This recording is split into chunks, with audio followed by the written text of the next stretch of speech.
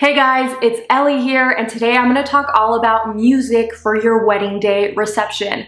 I am a wedding photographer located in Los Angeles, California, and basically these tips are just things that I've seen and have picked up from over the years with regards to music. Music can impact your wedding day so greatly. I mean, it really just has a big impact on the overall vibe of the day, so I would say it's a really big part of the vendor selection process. You really want to go with a choice that really resonates with the both of you. So first things first, you'll need music in different parts of the day, including the ceremony and a little bit before the ceremony. I would say around half an hour when your guests are arriving, the cocktail hour, and the reception. Now, some very popular music options are DJ. That's pretty much number one. That's what I see the most because a DJ tends to be very flexible and they just provide a lot of variety and great music selection. The next thing I see a lot is a string quartet, usually during the ceremony or the cocktail hour. Keep in mind that you can have it during the reception, but depending on the size of the reception space and your guest count, you may want them to bring amplifiers so that your guests can better hear the music. This way it doesn't become background music. Then I have also seen a variety band. So this is a band usually ranging from, I would say, around 4 to 6 people, where they play all types of music ranging from oldies to current dance music, and it just tends to be like a really fun overall vibe. Then the next thing I have seen is a jazz band. I personally love this. I know that it's very niche, but depending on what vibe you're going for, it could very well work for you both. And the final thing that I have seen is a cover band. Now this tends to be very high energy, think fun. I think it works really well if you have a lot of younger people attending your wedding. They tend to come in costumes and really just engage a lot with the guest. It's a very energetic, fun vibe overall. And now I'm going to dive into those tips when it comes to selecting your music options for your wedding day. Okay, so tip number one is to consider the space, particularly your reception space. You want to go with something that makes sense. For example, if you have a more intimate event, it wouldn't make sense to get this huge band, of 6 people or more. But if you have a larger space, then it wouldn't really make sense to go with a string quartet, not unless you have amplifiers. For example, for my wedding, we really wanted a string quartet that played contemporary music, think Bridgerton, but the space was a lot larger, so they had to bring amplifiers, which was really the best decision ever because they plugged in the instruments to the amplifiers and then you could really hear the music. They played, like Sweet Child of Mine, Chandelier, and yeah, that's a whole rant for the other day, but honestly, it was amazing. Because they had those amplifiers in which you could really hear the music. But however, if they wouldn't have had that, I feel like it would have just really been very low, mellow background music. So it just depends on what you're going for and for the space of the room. In general though, a DJ tends to work in all spaces because, they come with speakers and sound systems that can accommodate different rooms accordingly. All right, so this next tip is to consider your guests when it comes to music. Now, I feel pretty torn about this piece of advice because on one hand, I really am all about the couple selecting everything in a way that resonates with them and for them to be very intentional and to ask themselves, why are we choosing this? Does this feel right for us? Because along the way of wedding planning, it's very easy to take in too many opinions, and pretty soon, before you know it, if you're not careful, you're planning an event that doesn't even really feel like you both. And it's so important for it to feel like you both, for all your decisions to really resonate with you both, and you want to go with things that you really love. So yeah, I think that's very important, and it applies to music. But at the same time, when it comes to music, it really depends on the type of ambiance that you're trying to achieve. Because, for example, if you're trying to achieve a dancing party type of atmosphere, right, we need to consider, okay, well, what types of songs, what type of music is going to get my 75-year-old grandpa, along with my 5-year-old nephew, along with my 17-year-old cousin, along with my 50-year-old aunt, up on the dance floor moving and having a great time. So yeah, those are the things to consider. So if you're a couple who, I don't know, adores Radiohead or Nine Inch Nails, although the songs Creep and Closer are absolutely freaking amazing, right?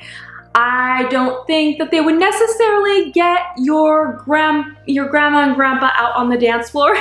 I mean, who knows? I don't know. You might have a really, really cool family. Who knows? And yes, of course, your DJ and your band will know what type of music selection to go with this.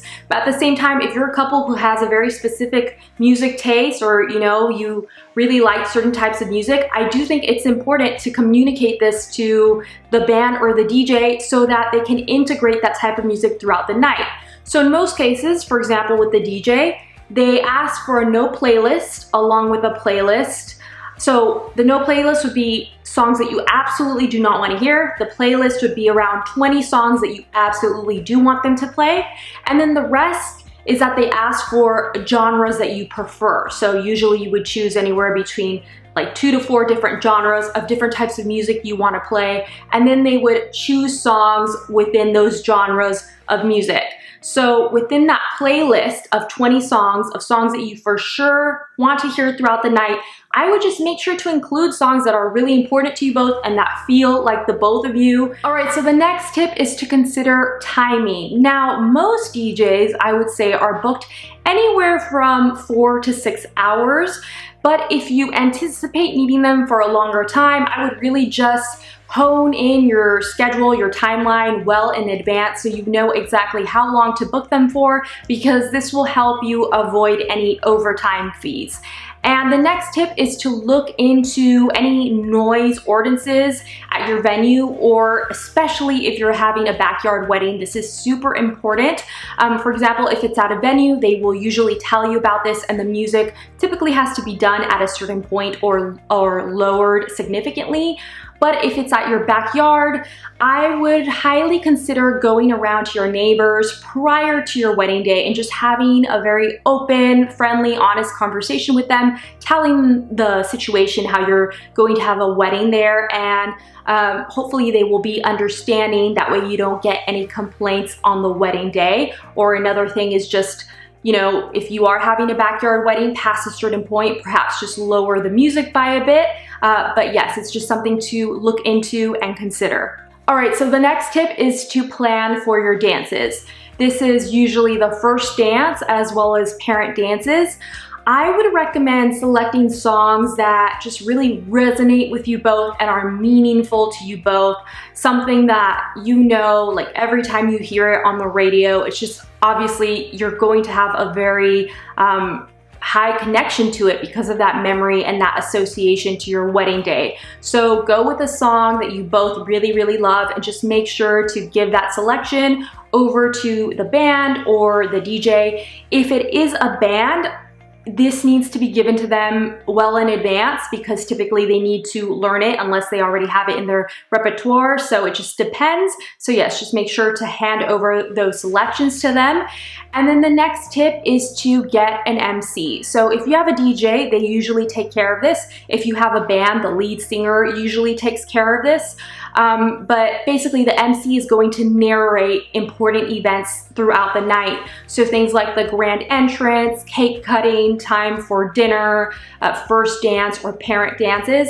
Now, I think it's very important to schedule a phone call with your DJ or the band in advance to go over everything that you want them to say and any names of people. For example, for speeches, if they're saying, hey, now it's the maid of honor coming up to give a speech, and you just want to make sure that they know the maid of honor's name and that they know how to correctly pronounce the names. So it's just important to go over all of this information so that they know. And I would also just ask them to get a good feel of how much they narrate throughout, so you can make sure that you guys are on the same page. For example, I've been to some weddings where the DJs are just very involved, almost a little too involved, and they really like to chime in and kind of narrate almost every little thing, where, I mean, me personally, I'm not really a big fan of that, but you may be. So it's a good idea to have that conversation in advance to get a style of how active and how involved they are in the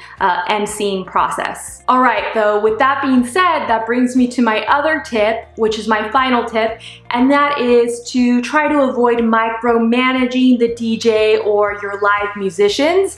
You just want to go ahead and choose your favorite songs, give them the do play versus the no playlist, and give them a couple of genres that you love, and kind of just release it from there. Once you go over everything with them, just kind of let it go. You don't want to be micromanaging them on the day of, because it isn't good for you guys, because you want to be present and enjoy your day and just relax, but it's also no good for them, because honestly, no vendor really likes to be micromanaged. I'm just keeping it real with you all. So yeah, just, they are professionals. Let them do their job and let them handle it for you. They will take care of any situation that arises, and they'll know how to do an amazing job with your music. So that's pretty much it, guys. Those are my tips for selecting your music options. I'll be making more wedding related videos in the future. I'm really kind of trying to tailor this channel now towards couples in the middle of wedding planning, with a twist of my point of view with doing wedding photography. So